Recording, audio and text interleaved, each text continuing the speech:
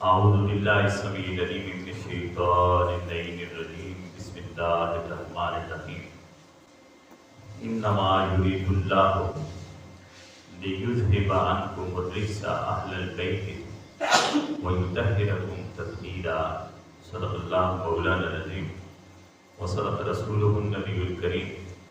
نہایت ہی واجب الاحترام جملہ بزرگوں، دوستوں، عزیز ساتھیوں، ماہ رمضان مبارک کی یہ باسعادت ساعتیں ہیں جو اللہ رب العزت نے ہماری زندگیوں میں ایک بار پھر ہمیں عطا فرمائی۔ اللہ رب العزت ان سعادتوں اور برکتوں کو بھی حسب استطاعت سمیٹنے کی توفیق عطا فرمائے۔ 15 رمضان المبارک یوم حضرت امام حسن مجتبیٰ علیہ السلام، اور پھر 21 رمضان مبارک کو مولا کائنات علی المرتضیٰ رضی اللہ تعالیٰ عنہ وعلیہ السلام وکرم اللہ وجہہ الکریم کا یوم شہادت ہے۔ اور آل بیت اطہار کی محبت میں تو مودت کہتا ہوں، کیونکہ میں نہیں کہتا، یہ تو قرآن کہتا ہے کہ لا اسألکم علیہ اجرا الا المودۃ فی القربى۔ یہ لفظ تو قرآن نے استعمال کیا اور حضور نے بھی حدیث میں سے استعمال کیا، اس لیے اہل بیت اطہار کو کائنات میں وہ یگانہ شان رکھتے ہیں کہ ہر کسی کے لیے اللہ کے خود اللہ نے اپنے محبوب کے لیے اور اپنی ذات کے لیے کہا محبت کرو، مگر محبوب کی آل کی جب تعریف آئی تو فرمایا مودت کرنا ہے۔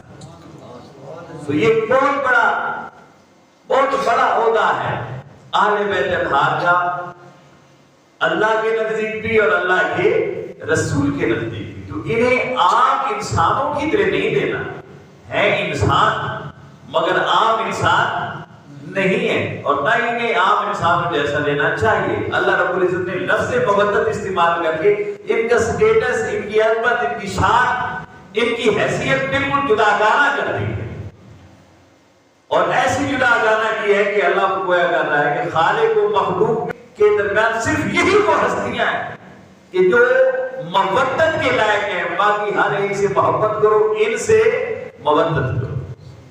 اور پھر ہمارے درمیان اہل تشیع ہوتے ہیں۔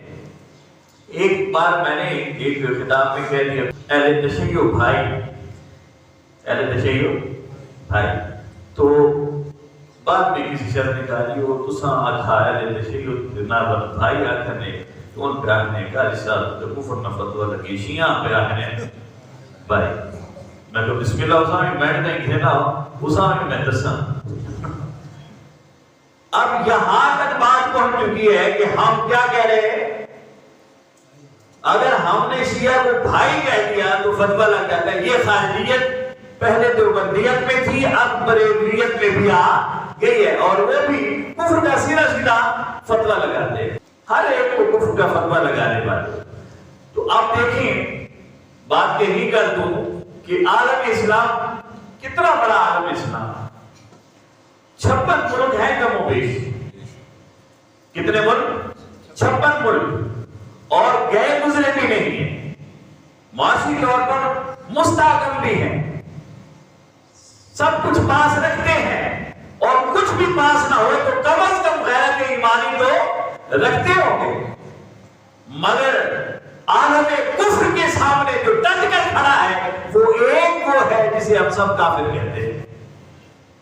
اب یہیں سے اندازہ لگا دینا چاہیے کہ کافر کون ہے اور مسلمان کون ہے، مومن کون ہے۔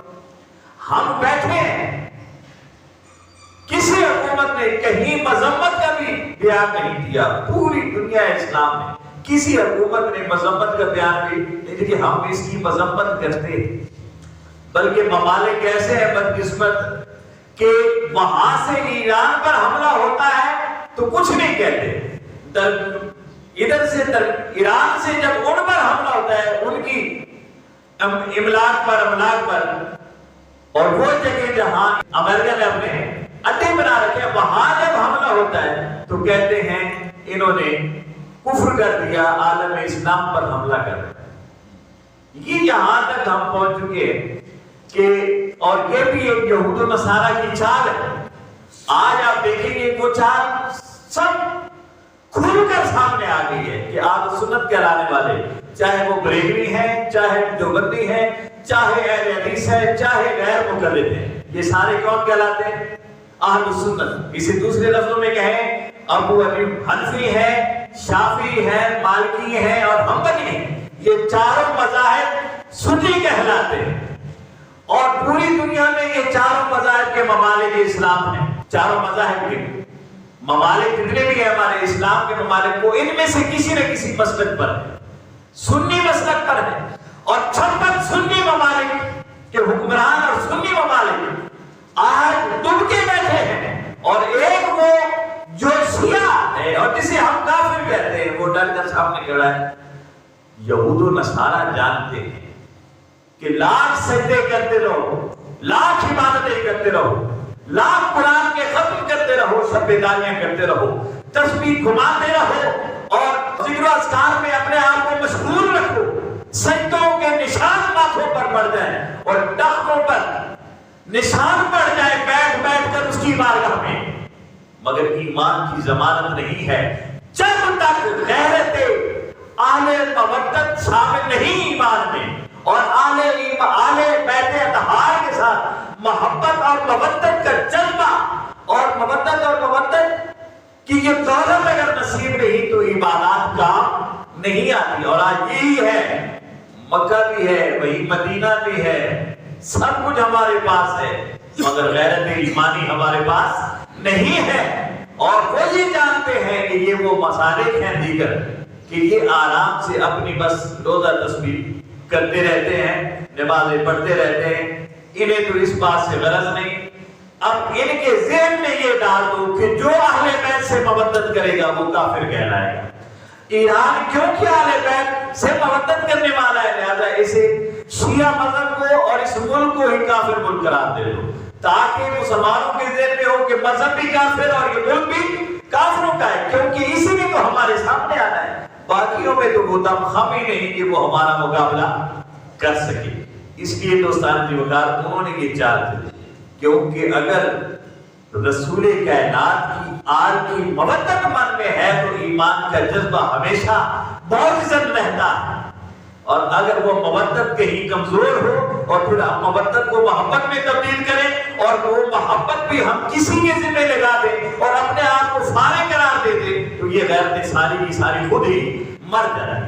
یہی سبب ہے، اب سمجھ آ جانا چاہیے ہر ایک کو، باشعور کو، کہ ایران کو اور شیعہ مذہب کو کافر کہنے کا سبب کیا ہے۔ یہ کافر اگر بول پڑا تو ہر کافر کے سامنے اکڑ جائے گا، اور بڑے بڑے فن خان علماء کرام وہ جھجکتے ہیں، ڈرتے ہیں، بات کرتے ہوئے کتراتے ہیں کہ کہیں ہم شیعہ نہ ہو جائیں۔ ارے خدا کا شکر کرو کہ لوگ تمہیں شیعہ کہہ رہے ہیں۔ حضرت امام شافعی کہتے ہیں اگر اہل بیت اطہار کی مودت و محبت ہی شیعیت ہے تو سارے شرق و غرب والے سن لیں کہ میں شیعہ ہوں۔ امام شافعی ہیں، کہتے ہیں کہ سارے پھر سن لو، شرق و غرب کی مخلوق سن لے کہ شافعی شیعہ ہے، رافضی ہے، اور رافضی تو شیعہ سے بھی تھوڑا آگے ہوتا ہے۔ وہ فقہ جعفری ہے، کبھی انہوں نے نماز 5 کی 6 نہیں پڑھی، انہوں نے روزے 30 کے 31 نہیں کیے، کبھی عیدیں ہمارے ساتھ ہیں، جو ضروریات اور بنیادی دین ہے وہ ہمارے ساتھ ہے، قرآن یہی پڑھتے ہیں، اور ہم پھرتے ہیں ہمیں کافر کہتے ہیں۔ بات یہ ہے کہ ہم دوسرے کو کافر کہتے ہیں اور خود اپنی کافرانہ حرکتوں پر غور و فکر نہیں کرتے۔ کہ میں نے پتنی شاید پہلے بھی بات کی تھی، وہ آتا ہے نا میرا وہ شاگرد، تو وہ پچھلی جو 21ویں رمضان تھی، اگلے جمعہ پر مجھے ملے تو وہ کہنے لگے کہ میں یہاں سے فارغ ہو کر ایک دوست تھے ان کے پاس رات رہنے چلا گیا، لیٹ ہو گئے، تو رات وہاں بیٹھے تھے بیٹھک پر، تو 2-4 آدمی تھے، انہوں نے کہا آج کدھر پھرتے ہو؟ تو میں نے کہا کہ مولا کائنات کا یوم شہادت تھا تو آج تقریب تھی تو وہاں گئے تھے۔ کون خطاب کرنے آیا تھا؟ کہنے لگے جی قاضی صاحب تھے، آپ جلوی صاحب تھے۔ انہوں نے کہا وہ تو یار ان کی تو داڑھی چھوٹی ہے، وہ کیا خطاب کرتے ہیں، کیا نماز پڑھاتے ہیں۔ میں مسکرا پڑا اور میں نے کہا جس نے یہ بات کی ہے اس کی داڑھی ماشاءاللہ کتنی تھی؟ یعنی وہ تو کلین 6 ہے، हम ये है कि दूसरों की दाढ़ियों को नापते हैं, खुद मुझे भी कटवा दी, दाढ़ी भी मुड़ा दी, कलीन शेव है, और दूसरों की दाढ़ी की पैमाइश करता फिरता है कितनी है और कितनी नहीं। हम यहां तक रह गए हैं, हम बस यहां तक रह गए कि दूसरों पर एतराज करना है, खुद क्या है ये नहीं, वो काफिर है। अरे भाई पहले अपने अमाल की तरफ देख, तेरे अमाल मुस्लिम मोमिनाना है या काफिराना है? गबन तू करता है, चोरी तू करता है, फरार तू करता है, धोखा तू देता है, तजल फरेब से काम तू लेता है, मकर तू करता है, मिलावट तू करता है, चोरी तू करता है, डाका तू डालता है, कत्ल तू करता है, अपनी बहन का, भाई मरे हुए का हक तू खा जाता है। तुझ में कौन सी मोमिनाना हरकतें हैं, हरकत हैं कि दूसरे को कह रहा है वो काफिर, फलां काफिर है, और खुद सब कुछ करता हुआ भी मोमिन। मुझे एक बात याद आ गई साहब, कहीं हम बैठे थे एक जगह पर, तो वो मरा हुआ शख्स जो था उसकी बहुत सारी खामियां थी, फातह के लिए कह रहे शहरदारी है फातह के लिए। तो अब ये जो उसका डाका डालना, औरतें निकालना, ये जो उसका मजमूम और गलीज काम था, इसे वो फजाइल के तौर पर बयान कर रहे थे। बड़ा जनाब तकड़ा जो है, बड़ा दर्नाट आदमी है, फलानी जी मैं ये अब ऐसा करता हूँ, फलानी जी। अब मैं हैरान पे, देखो ये अब फजीलत बयान हो रही है, अब्बा जी की फजीलत बयान हो रही है, हम ये फजीलतें रखते हैं। मेरे साथ ही ऐसे बड़ी उम्र के थे हाजी साहब की तरह, वो बैठे थे, कहते हाजी साहब ये जड़ी की गल थी कि जाए यानी बंदा उसने भी 3000 रुपया मार के तो अब तेरी फजीलत बयान पे करे, और कैसे बयान कर रहा था? उसका बाप चोर था, उसकी फातिहा खाने पर लोग आए तो वो फजीलत बयान कर रहा था। फजीलत क्या बयान कर रहा था? प्यो बहिश्ती फलानी जाइए सन लामण गया, प्यो बहिश्ती मैडा फलानी जाइए सन लामण गया, तो अगला दोज़खी उसके नमाज नहीं दिख रोता है। गल समझ आई? मैं अब्बा चोरी करके भी बेइज्जती ते अगला नमाज पढ़ के भी दोस्ती पे।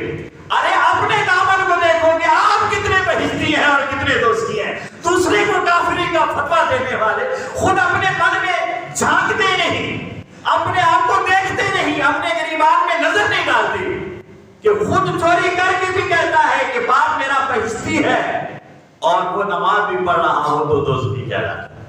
तो हम दूसरों पर फतवा लगाते हैं, अपने मन में कभी झांका नहीं करते। इसलिए सबसे पहले तो ये है कि कौन क्या है, ये अल्लाह और उसका मुआमला है, हमने जाहिर में देखना है। हजरत उसामा बिन ज़ैद ने एक शख्स को कत्ल कर दिया मैदान जंग में। कहाँ? मैदान जंग में। और रसूल कायनात तक खबर पहुंची, हुजूर ने बुला लिया उसामा बिन ज़ैद को कि भैया आपने उसे कत्ल कर दिया। जी कर दिया या रसूलल्लाह। क्यों किया? जबकि वो कलमा पढ़ रहा था। तो वो अर्ज करने लगे या रसूलल्लाह, वो तो डर कर कलमा पढ़ रहा था, तलवार के डर से। मेरे आका ने फरमाया उसामा तू उसके दिल के अंदर घुसा था कि ये डर कर पढ़ रहा है या हकीकत में पढ़ रहा है? अंदर घुसा था तू, उसकी दिल की कैफियत को जानता था कि ये खौफ से पढ़ रहा है या अल्लाह के शौक से पढ़ रहा है। तो दोस्तान की वकार ये देखना होता है। हम उसकी ज़ाहिदारियां देखते हैं कि ये कैसे चुबो वाला है, टोपियों वाला है, पगड़ियों वाला है, तस्बीहों वाला है, जिक्र अज़कार करता है। हम उसके ज़ाहिर देखते हैं, अल्लाह रब्बुल इज़्ज़त की निगाह बातिन पर होती है। फरिश्तों ने भी आदम का ज़ाहिर देखा था, कहा अतजअलु फ़ीहा मन युफ़सिदु व यस्फ़िकु दिमा, मौला तू उसे पैदा कर रहा है जो फसाद करेगा, खून खराबा करेगा। अल्लाह ने फरमाया तुम ज़ाहिर देख रहे हो और मैं इन्नी आलमु मा ला तालमून, मैं उसके मन में वो देख रहा हूं जो तुम जानते नहीं, जो तुम जानते नहीं हो। तो वो बातिन देखता है, हम ज़ाहिर देखते हैं। भाई ज़ाहिर के मामले और होते हैं, बातिन के मामले और होते हैं। वो अल्लाह पर छोड़ो कि वो उसका अपना मामला है क्या है। आपका जिम्मा ये है वजादिलहुम बिल्लती हिय अहसन उदउ इला सबील रब्बिका बिल हिकमति वल मौइज़ा। किसी को हक की तरफ बुलाना है तो हिकमत से बुलाओ, पकड़ देंगे नहीं। حاکم کی طرف بلانا ہے تو حکمت سے، پیار اور محبت سے اپنے پاس بٹھاؤ، پیار اور محبت سے۔ ایک کافر کا بچہ حضور کی بارگاہ میں آ گیا، اپنے چچا، اس کا باپ فوت ہو گیا، ماں کے کپڑے پھٹ گئے، وہ حضور کی بارگاہ میں آیا، لوگ اپنے چچا کے پاس گیا، اس نے دھتکار دیا، اور لوگوں نے دھتکار دیا۔ کسی نے مشورہ دیا یار مسجد نبوی میں جا، وہاں محمد نام کا آدمی بیٹھا ہے، اس سے مانگو گے وہ دے دے گا، اس سے مانگو گے وہ دے دے گا۔ وہ گھر آیا، چھوٹا سا بچہ تھا مگر سمجھدار تھا، گھر آیا اور ماں سے کہنے لگا کہ ہر ایک نے ٹکرا دیا، چچا نے بھی اپنا حصہ ہمیں نہیں دیا۔ اب پتہ چلا ہے کہ ہر جگہ پر ایک شخص ہے محمد نامی، مجھے کسی نے مشورہ دیا ہے کہ وہاں چلے جاؤ، تمہیں وہاں سے کپڑا، لباس کے لیے کپڑا مل جائے گا تن ڈھانپنے کے لیے۔ وہ جانتی تھی وہ رسول ہے مومنین کا، اور یہ یاد رکھو پہلی بات تو یہ نہ جانا وہاں، دوسری بات یہ ہے کہ اگر جانا ہے تو پہلے ہی بتا دینا کہ مجھے میری ضرورت پوری کرو، میں تمہارا کلمہ مروا پڑھنے کے لیے نہیں آیا ہوں، ورنہ میں پڑھوں گا۔ وہ بچہ چلا گیا، حضور کی بارگاہ میں پہنچا، پوچھا محمد کون ہے، بتایا گیا یہ بیٹھے ہیں، تشریف فرمائے۔ وہ گیا اور کہنے لگا محمد، پہلی بات یہ ہے کہ میری ماں کے جسم کے کپڑے پھٹ گئے، جسم ننگا ہو رہا ہے، مجھے لباس کی ضرورت ہے، مگر یہ مانگنے سے پہلے میں کہہ رہا ہوں کہ میں نے تیرا کلمہ نہیں پڑھا، تیرا کلمہ نہیں پڑھنا، بس میری ضرورت پوری کر۔ میرے آقا مسکرائے، آئے یہ جیسا ہویا کہ جیسے چھٹ کے نہ پیر کدی دیکھا نہیں، ابو بندر ہویا کہ میرے آقا مسکرائے، صحابہ حیران ہیں، آقا مسکرائے اور پاس بلا لیا، کیا ہو بیٹے کلمہ نہ پڑھنا، یہ کب چادر میری لے جاؤ ماں کو دے دو۔ آقا نے اپنی چادر، اپنی کملی اتاری، کہ وہ کملی ہے جس کی رب قسمیں کھاتا ہے، یا ایھا المزمل، اے کالی کملی والے، اے کالی کملی والے، یہ رب قسمیں کھاتا ہے، یہ وہ چادر ہے جسے دیکھ کر رب نے قسم کھائی تھی۔ آقا نے کندھے سے اتاری، کہا جاؤ ماں کا جسم ڈھانپو۔ وہ چلا گیا تھا، جب گیا گھر گیا، ہاتھ میں کپڑا تھا، ماں کو دکھایا، ماں نے پہلا سوال کیا اس کا کلمہ تو نہیں نہ پڑھا؟ کہنے لگا نہیں، میں نے پہلے ہی کہہ دیا تھا کہ میری ضرورت پوری کرو، میں نے تیرا کلمہ نہیں پڑھنا۔ آنکھوں نے ٹھیک کیا، لاؤ چادر مجھے۔ اس ماں نے جو چادر اٹھالی تو نہیں چھوڑا، وہ مصطفیٰ کی چادر تھی نا، وہ چادر تھی جس چادر کے نیچے اللہ کے محبوب نے آل اطہار کو لیا تھا، وہ چادر تھی، وہ عام چادر نہ تھی۔ آقا نے فرمایا فاطمہ تو بھی آ جا، حسن تو بھی اسی چادر میں آ جا، اے حسین تو بھی آ جا، پکڑ کر گود میں رکھ دیا۔ علی کو کہا تو بھی آ جا میرے پیچھے، اوپر چادر لگائی اور فرمایا عرض کیا مولا ہؤلاء اہل بیتی، یہ میرے اہل بیت ہیں، یہ وہ چادر ہے۔ جب اس عورت نے چادر کھول کر ایسے اوپر کی تو اسے وہ تسکین ملی کہ وہ بول پڑی کہ جس نبی کے سر کی چادر کی برکتوں کا یہ عالم ہے، اس کی اپنی ذات کا عالم کیا ہوگا، اس کی اپنی ذات کا عالم کیا ہوگا، اس کے اپنے جمال کا عالم کیا ہوگا، وہ کیسی راحتیں اور تسکین دیا کرتا ہوگا۔ کسی نے کہا تھا غم سبھی راحت و تسکین میں ڈھل جاتے ہیں، جب کرم ہوتا ہے حالات بدل جاتے ہیں، جب کرم ہوتا ہے حالات بدل جاتے ہیں۔ وہ چادر اس نے اوپر لی، کہا جب چادر اتنی تسکین بخش ہے تو اس کا اپنا سایہ اور جس میں اثر کتنی راحتیں دیتا ہوگا۔ کہا بیٹے دیر نہ کر، مجھے بھی لے جا، چل اس نبی کا کلمہ پڑھتے۔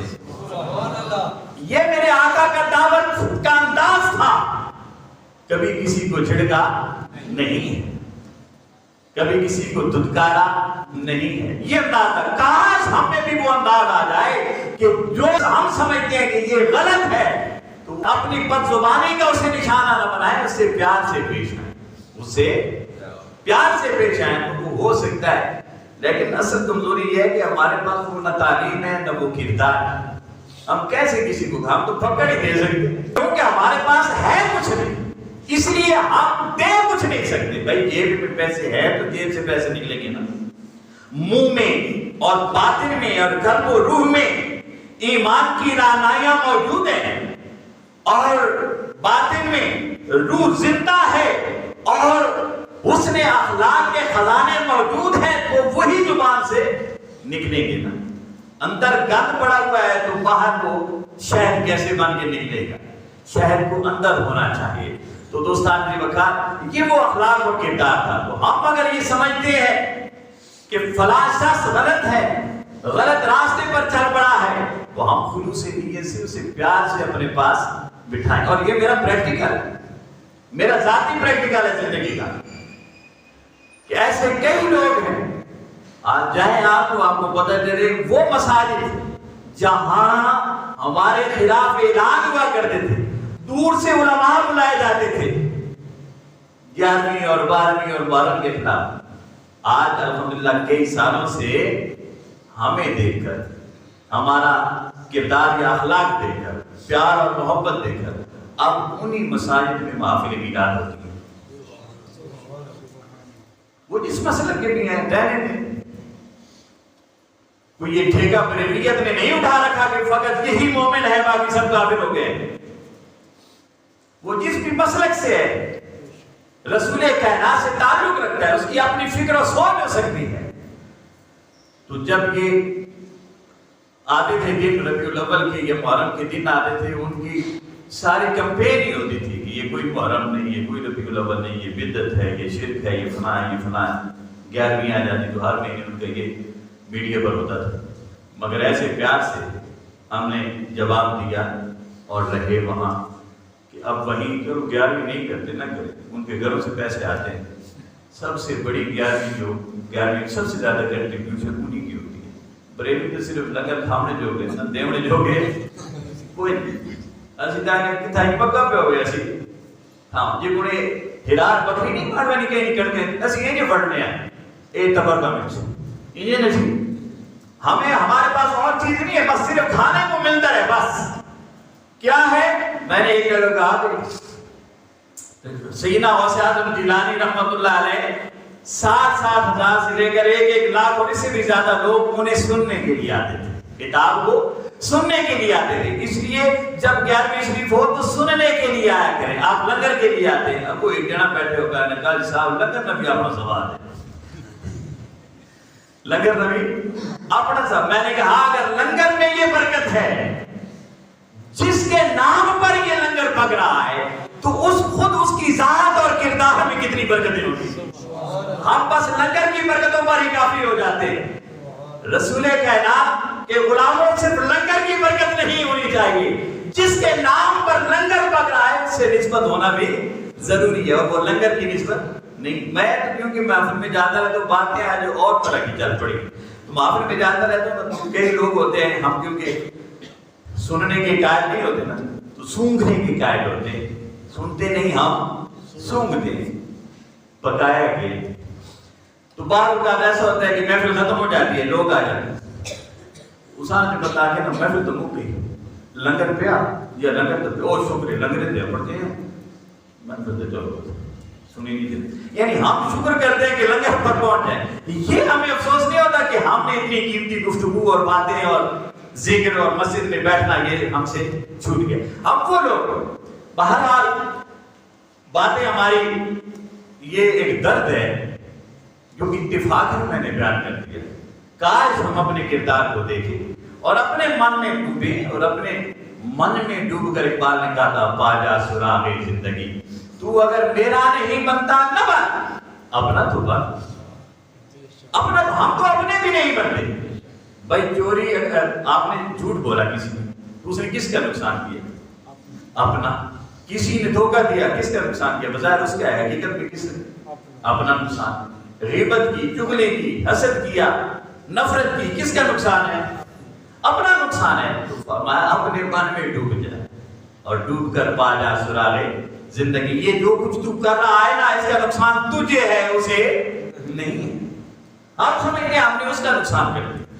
نقصان اپنا ہے, اور یہ دائمی نقصان ہے, یہاں کا بھی اور وہاں کا بھی. بہرحال حضرت امام حسن علیہ السلام کا یوم وصال تھا، اور یہ وہ ذات ہیں، گفتگو اور بھی تھی لیکن ہم وقت کی مناسبت سے میں صرف یہ بات کر کے ختم کر دیتے ہیں۔ یہ وہ ذات ہے، حدیث میں آتا ہے، بخاری اور مسلم کی حدیث کہ یہ وہ ذات ہے، حسن کی ذات، امام حسن علیہ السلام، حضرت امام حسین علیہ السلام کے بڑے بھائی، قرآن نے جنہیں لؤلؤ کہا ہے، کیا کہا ہے؟ لؤلؤ، اور پھر کہا والمرجان، پہلے حسن اور پھر حسین، قرآن نے کہا۔ تو جہاں حسین ہے نا، حسین سے پہلے کون ہے؟ حسن۔ یہ یاد رہے، یہ ہمیشہ حسین بعد میں ہے، حسن پہلے۔ حسن کا درجہ حسین سے بڑھ کر ہے۔ حسین کی محبت میں ہم سب کچھ کرتے ہیں اور کرنا بھی چاہیے، اور یہ غیرت ایمانی کا تقاضا ہے، مگر حسین سے بڑھ کر کس کا؟ حسن۔ حسین سے بڑھ کر کس کا؟ حسن کا۔ تو حضرت امام حسن، ان کی انفرادیت آپ کو بتا دوں کہ ٹھیک ہے، فاطمہ کے بیٹے بھی، علی کے شہزادے بھی، رسول کے نواسے بھی، مگر ان کی ایک انفرادیت ہے، حدیث شریف ہے، رسول کائنات فرماتے ہیں، حضرت امام حسن حضور کے پاس ہیں، مختلف حدیث ہیں، میں صرف ان کا مفہوم بیان کر رہا ہوں، حضور کے پاس ہیں، حضور اکرم صلی اللہ علیہ وسلم کبھی لوگوں کی طرف دیکھتے ہیں، کبھی حسن کی طرف دیکھتے ہیں۔ ہم نے جو چیز ہمیں پسند ہوتی ہے نا، ہم اسے دیکھ کر پھر ہماری نظر کدھر جاتی ہے؟ دوسروں کی طرف۔ یہ ہمارے دیکھنے کو دیکھ رہا ہے، یہ نہیں دیکھ رہا۔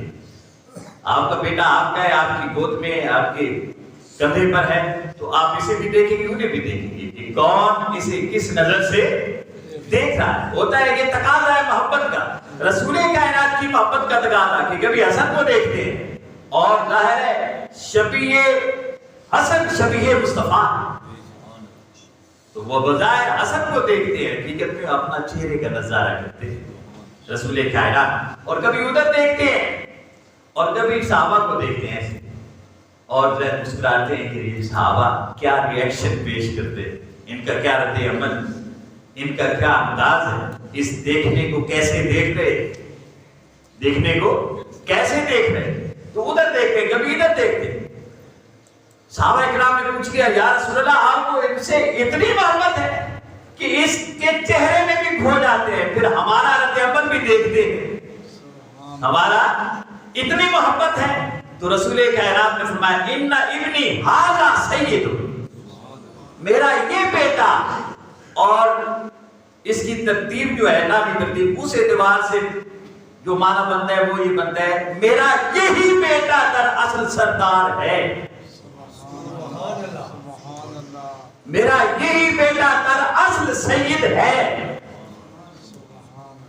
اردو میں سردار کہیں گے، عربی میں سید ہے۔ آقا نے فرمایا، ان ابنی ھذا سید، بے شک میرا یہی بیٹا ہی تو سید ہے۔ معنی کی سمجھ آ رہی ہے؟ معنی کی سمجھ۔ ابھی فاطمہ کو حضور نے سید نہیں کہا، ابھی علی کو مصطفیٰ نے سید نہیں کہا، ابھی حسین نے پیدا ہونا ہے، ابھی حسین نے پیدا ہونا ہے۔ آقا نے حسن کو گود میں لیا ہوا ہے، دیکھتے جا رہے ہیں، اور صحابہ کے پوچھنے پر فرماتے جا رہے ہیں کہ بے شک میرا یہی بیٹا دراصل سردار ہے۔ نظر 30 سال کے بعد پر ہے، 30واں سال اس پر نظر ہے کہ یہی جو بھی ہو جائے، جو کچھ بھی ہو جائے، کائنات میں جتنی تبدیلیاں مرضی آ جائیں، جو حکمران آ جائیں، میرا یہی بیٹا ہی دراصل ہر وقت کا سردار، ہر وقت کا سردار ہے۔ جو مرضی ہوتا رہے، جو مرضی اپنی سرداری کے ڈنکے بجاتا رہے، جو اپنی مرضی کے جو مرضی چاہے سرداری کے اعلان کرتا رہے، حکمرانی کے اعلان کرتا رہے، یہ دست بردار ہو کر بھی یہی سردار ہے، دست بردار ہو کر بھی یہی سردار ہے۔ وہ اس کے خادم اور نوکر اور غلام ہے۔ جو بھی سردار آئے گا اس کا خادم اور نوکر اور غلام ہوگا۔ ہر دور کا ہر دور میں تازہ سردار فقط زندہ جاوید سردار فقط حسن. یہ حضور حضرت امام حسن علیہ السلام کو یگانہ مقام اور مرتبہ دیا رسول کائنات کہ یہ ہی سردار ہر دور. ابھی بچے ہیں مگر پوری تاریخ دورانی ہے, پوری تاریخ دورانی ہے, اور امام مہدی تک ہر سرداری حسن سے چل رہی ہے.